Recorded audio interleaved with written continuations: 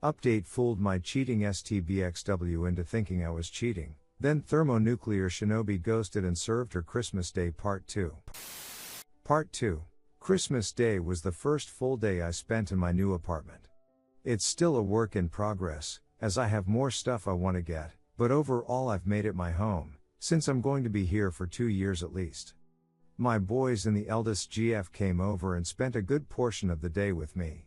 The GF brought over treats she'd made, and also whipped up a really nice meal. I got to sit and talk with my sons in a way I hadn't done in a really long time, and it was nice. My big sis also came over with more goodies and hung out with us also. It had been the first time she'd seen her nephews in nearly a year. Having all of them around did me some real good, as if I were by myself I think I would have just drank myself into a stupor. Everyone cleared out around 8-ish, and I decided I wanted to go hang out with Joey and his wife Claudia. Hung out with them for a couple hours, had a couple drinks and then went back home. The next big development happened last week 12/29/20. Around midday I get a text from Nina asking if I was busy that night. I of course wasn't, so we agreed to meet up after I got off of work.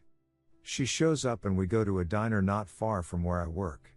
Here in NYC we're doing indoor dining at 25% capacity thanks to the Rona, but there's mostly no trouble getting seats because so many of us opt not to dine out as much these days regardless.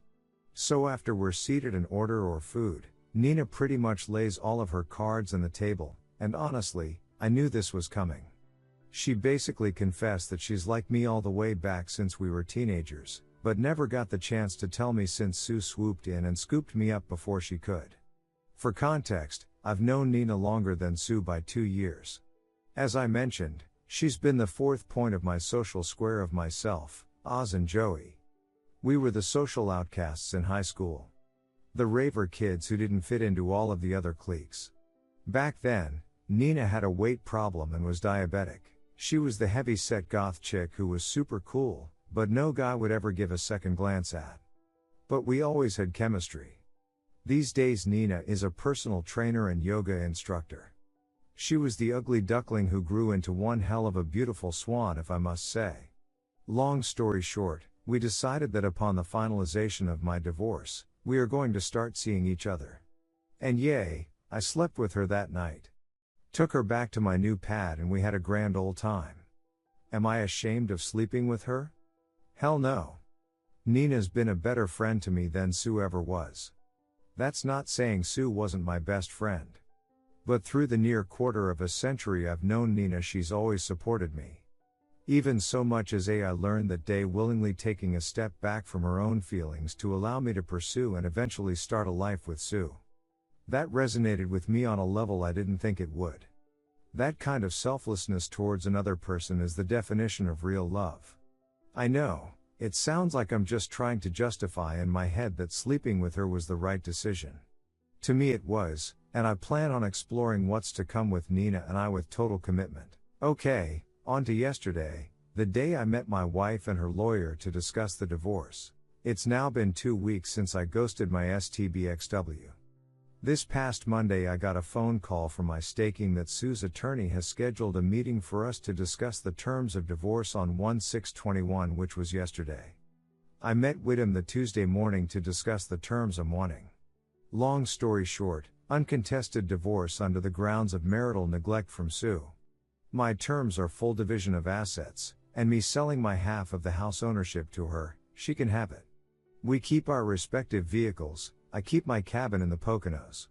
And under the pretenses of marital neglect, she gets no spousal support from me. As for 17, what I'll refer to my son as from here on, he's free to choose who he wants to reside with following the divorce, which will most likely be me. So Wednesday comes and I show up to my lawyer's office dressed in my Johnny Cash best. My wife and her lawyer. She looks like Esset. Barely holding it together. I give the stone face. I won't bore you with the lawyer babble, but her lawyer presented an offer for terms of reconciliation. I shot them down almost as soon as she finished listing the details of the request. Like I said, I'll spare you the details of the meeting. Long story short, we agreed to a legal separation leading to an uncontested divorce. The only revision is that I will pay her $653 a month of temporary spousal support to cover the cost of utilities until she's gainfully employed again. Yep, she got fired for ducking PS. He got canned as well up to a year after the finalization. I make enough that it won't hurt me financially even if she drags her feet finding a new job, and she's got enough in her savings to live off of for quite some time. Once a full calendar year has passed after the finalization date of the divorce is passed, she's on her own. Small price to pay for being rid of her cheating ass. It'll take roughly 3 months for things to go through, so early April if there's no cock-ups, I'll be free of her. So after the meeting, my lawyer gives me some final words before telling he'll be in touch to update me on the progress of the filing. Back out on the street, Sue chases me down and asks, can we talk? I figured I'd give her at least that.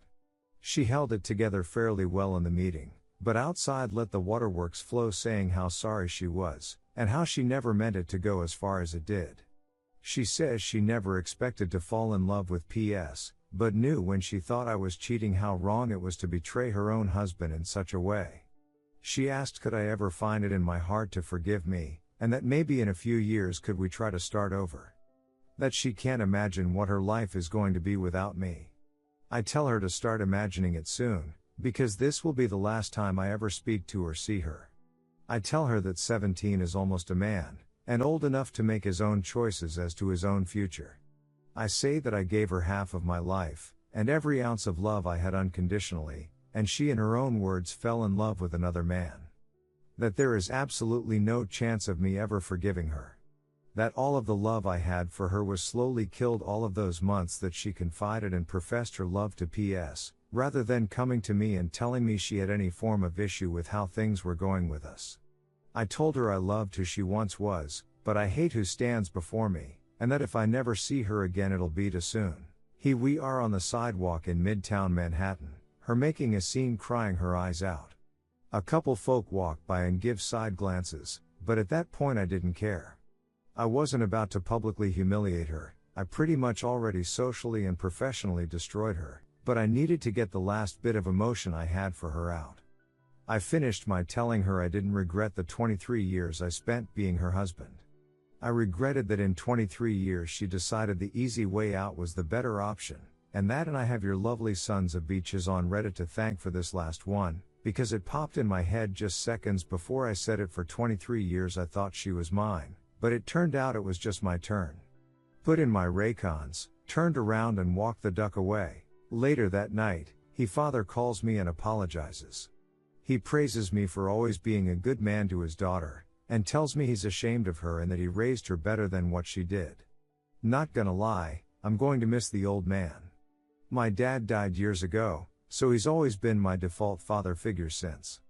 But I can't see myself maintaining a relationship with anyone on her side of the family. After that call, I went on FB and symbolically changed my relationship status to divorced. Yay, it's not final yet, but in my eyes it's over and done. Like I said, when I make a post on FB it's an event, so plenty of folks started hitting me up over Messenger asking question, and I laid it all out that I filed for divorce with Sue earlier in the day. Of course Nina called me, shocked that I pulled the trigger so fast.